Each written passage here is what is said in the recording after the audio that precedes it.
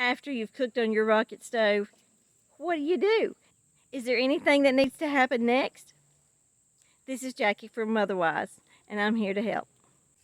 So I've recently built a rocket stove, and I've been cooking on it. I made hamburgers today. I cooked on it last night for my dinner, and I made breakfast.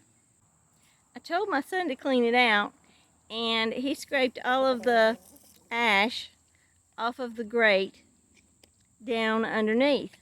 So let me show you. So there's ash on top of the grate and under the grate. You can see it here. So I have this little garden tool, and I'm going to scrape this, and you see it goes down under. Well, the thing about it is that this is where all of the airflow is supposed to come from, right down here on the bottom. So we have to scoop that out, because airflow is very important in a rocket stove. If you don't have good airflow,